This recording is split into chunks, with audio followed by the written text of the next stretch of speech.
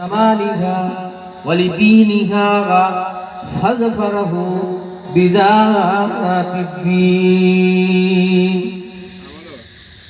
وقال النبي صلى الله عليه وسلم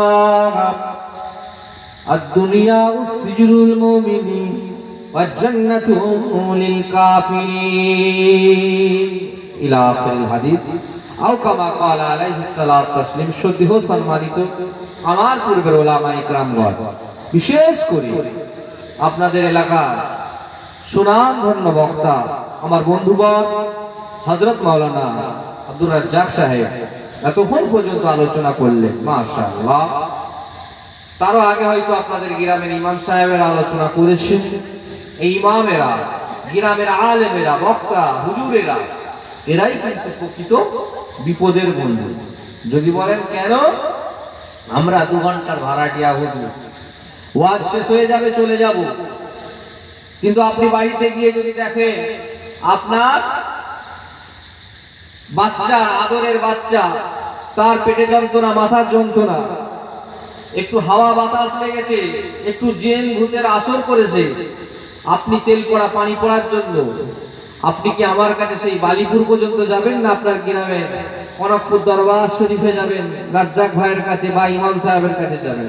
একটু কথা বলে, ইমামের কাছেই তো যাবেন, না পুরপুরায় যাবেন, না বালিপুর যাবেন? তবে যিনি বিপদের বন্ধু সেই কিন্তু আসল বন্ধু, যিনি আপনার বাচ্চার ভূমিষ্ঠ হওয়ার পর আকিকা করার জন্য, তাহনিক করার জন্য কাজে লেগেছে, যিনি আপনার মেয়ের বিয়ে পড়ানোর জন্য কাজে লেগেছে, যিনি আপনার মারা যাওয়ার পর জানাজা পড়ানোর জন্য কাজে লাগবে। অতএব সে আলেমদেরকে, ইমামদেরকে আমাদের সর্বসময় সম্মান দিতে হবে, ইজ্জত দিতে হবে। গ্রামের আলেম হাফেজদেরকে আরো বেশি বেশি সম্মান দেবেন। 24 পরগনার হুজুর, ফুরফুরার হুজুর অনেক পরে, আগে গ্রামের আলেম হাফেজদেরকে দেখবেন। যদি নিজের মা বাপকে না ভালোবেসে আপনি শ্বশুর শাশুড়িকে ভালোবাসেন, কখনো আল্লাহ খুশি হবে না। অতএব যে যার সম্মানটাকে দিতে হবে। তারপরে পরে এই গ্রামের নামাজি, আল্লাহ পাকের কাবা ঘরের হাজী, যাদের উপরে আল্লাহ ও তার ফেরেশতা সকলেই রাজি। তারপরে জানাই, এই মজলিসে বসে থাকা ছোট ছোট কচি কচি নাসা বাচ্চা, যারা ঈদের দিন খেয়েছে কেজি কেজি লাচ্চা, বড় হয়ে হতে চাই ইমানদার সাচ্চা, এদের প্রতিও আমার অন্তঃস্থল থেকে গোলাপের শুভেচ্ছা।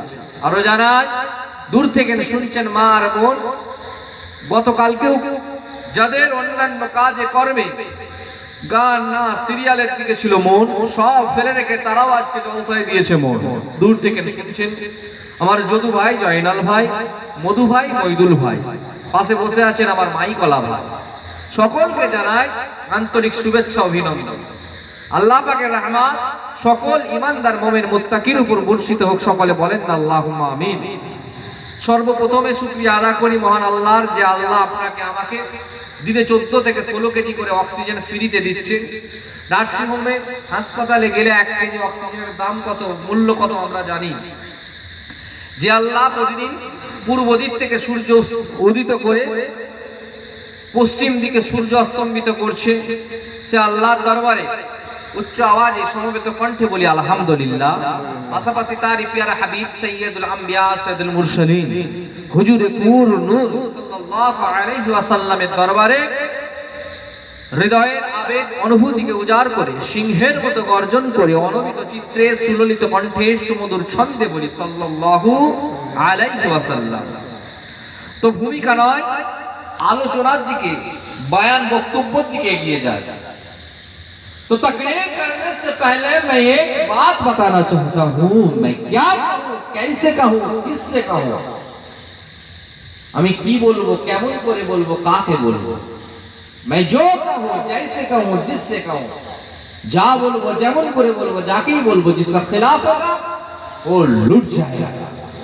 আমি সুদখোর, মদখোর, বেনামাজি, ফেরেববাজি, ধোঁকাবাজি, যারা রোজা রাখে না, হজ ফরজ হয়েছে হজে যায় না, মা বাপের খেদমত করে না, স্ত্রীর হক আদায় করে না, সন্তানের হক আদায় করে না, এদের বিরুদ্ধে বললে এরা আমার দুশমন হবে না? হবে না। এরা আমার दुश्मन हो जाবে। और अगर मैं आप लोगों को खुश कर दूं तो रब लुट जाएगा। যদি আপনাদেরকে আমি খুশি করার জন্য আপনাদের বিরোধিতা না করি, আমি সুদখোরের বিরুদ্ধে, মদখোর, ঘুষখোর, জিনাখোর, ফেরেববাজি, ধোঁকাবাজি এদের বিরুদ্ধে না কথা বলে আমি আপনাদেরকে তেল লাগাবো, আমি শুধু মাটির উপরের কথা কিছু বাদ দিয়ে কবরের কথা বললাম, মাটির নিচের কথা বললাম। মাটির নিচের কথা 20% আছে কোরআন আর হাদিসের মধ্যে। কত পার্সেন্ট বললাম? 20%, মাত্র 20% মাটির নিচের কথা আল্লাহ পাক বলেছে। যেটা জাহান্নাম আছে, জান্নাত আছে, কবর আছে, ফুলসিরাত আছে, এগুলো হচ্ছে 20%। আর মাটির উপরে আল্লাহ 80% এর কথা বলেছে। 80% বাদ দিয়ে আমি 20% এর কথা যদি বলে যাই, আপনাদের সাথে কোনো দুশ্মনী হবে না, কোনো রাগারাগি হবে না, কেউ আমাকে খারাপ বলবে না। এই ওয়াজটা যদি শুরু করে চলে যায়, আমার ঠিকানা জাহান্নাম হয়ে যাবে। কারণ আল্লাহ দুনিয়া এবং আখিরাতে ভালো থাকার কথা বলেছে, জান্নাতে যাওয়ার কথা বলেছে, দুনিয়াতেও ভালো থাকার কথা বলেছে। আমরা নামাজে 5 ওয়াক্ত নামাজে বলি রব্বানা আতিনা ফিদ দুনিয়া হাসানাতাও ওয়া ফিল আখিরাতি হাসানাতাও ওয়া কিনা আযাবান নার বলি।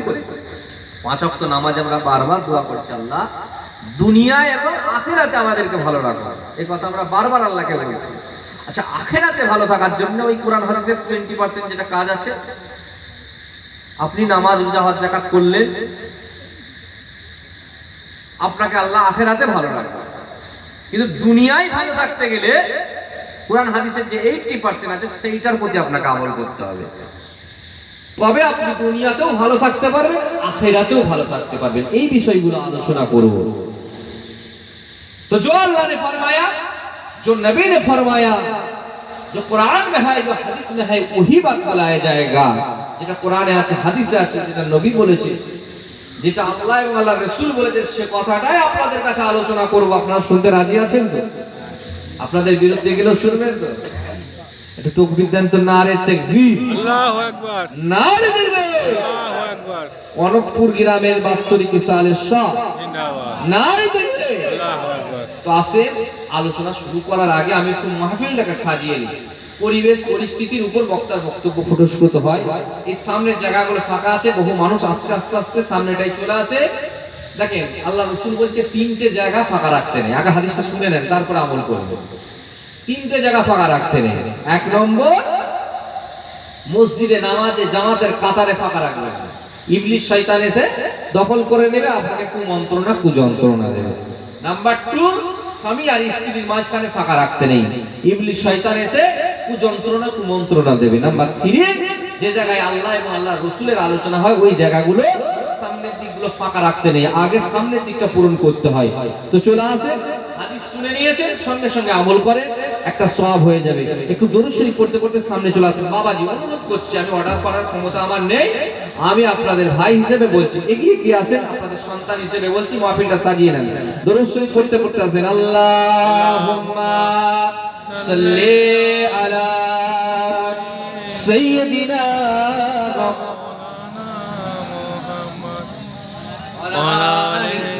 সাইয়্যিদিনা। প্যারে হাজিরানে মজলিস, যে কথা বলছিলাম, কোরআন শরীফ থেকে যে সূরাটা আমি তেলাওয়াত করেছি, আমাদের এখানে যারা বসে আছি, আমি আশা করি 90% মানুষেরই মুখস্থ আছে। কি সূরাটার নাম বলেন তো?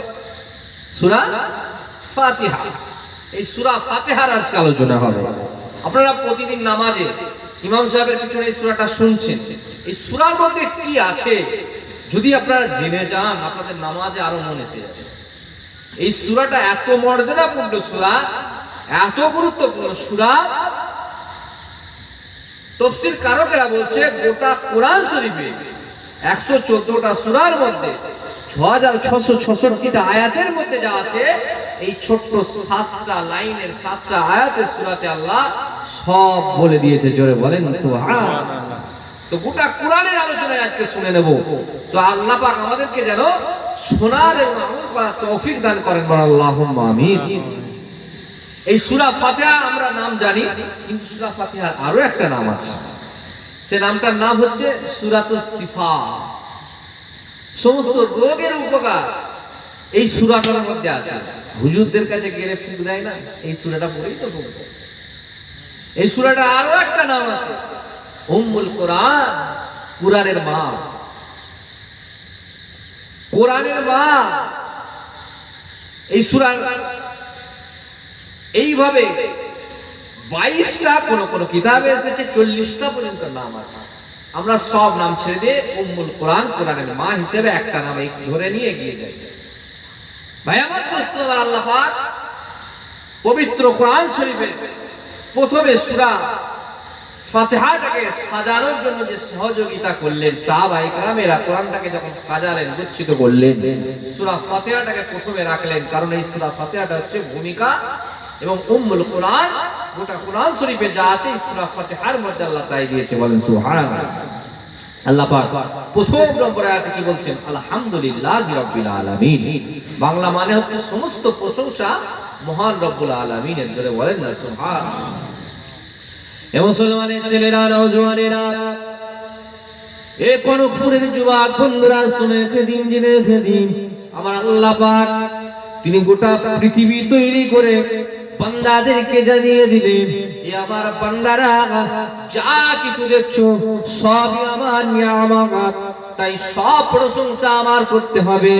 এ যুবকেরা, তরুণেরা, এ নবী পাকের পাগলেরা, একটুখানি চিন্তা করে দেখুন, এই সুন্দর সামিয়ানাটার দিকে যদি আপনি তাকান, এই সুন্দর প্যান্ডেলটার দিকে তাকালে আপনার একজনের কথা মনে পড়ে যাবে, ডেকোরেটর সোলা এটা বানিয়েছে, কথা ঠিক না?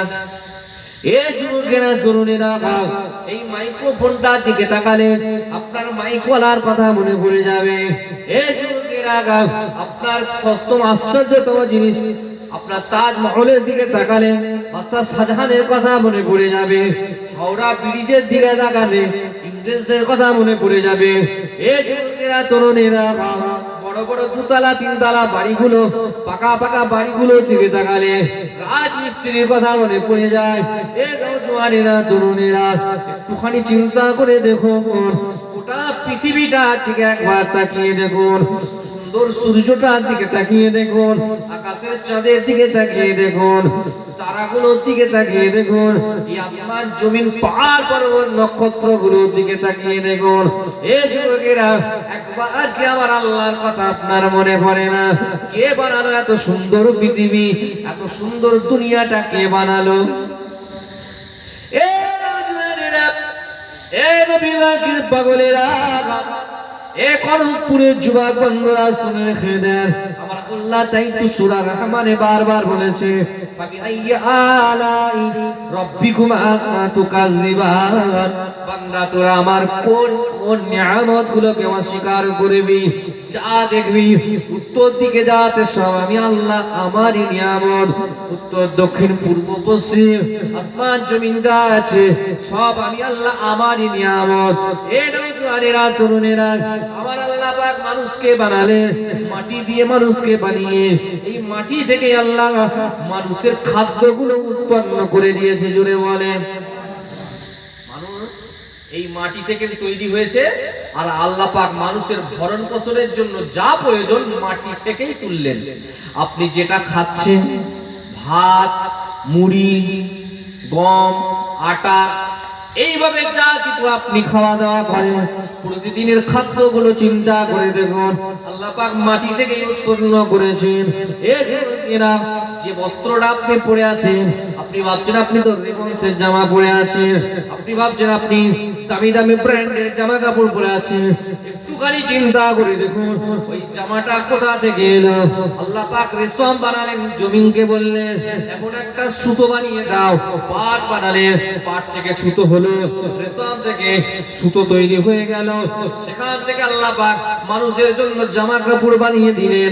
এ নওজওয়ানেরা, একটুখানি চিন্তা করে দেখুন, আপনি জমিনে বসিয়েছিলেন একটা আলুকে 4 ভাগ করে, 4টে ভাগে ভাগ করে জমিনে বসিয়ে এসেছিলেন। আমার আল্লাহ পাক কত বড় দয়ালু, ওই 4 ভাগ আলুটাকে ছোট ছোট আলুগুলোকে, আধখানা আলুগুলোকে মোটা করে দিল, পুরনো করে দিল। আবার আস্তে আস্তে ওই আধখানা আলুটার চারিপাশে আরো 10টা 15টা আলু বানিয়ে দিল। এই যুবকেরা একটুখানি চিন্তা করে দেখুন, আমার আল্লাহ পাক তিনি কত বড় কারিগর, তিনি কত বড় ইঞ্জিনিয়ার, তিনি কত বড় মহান শক্তিশালী।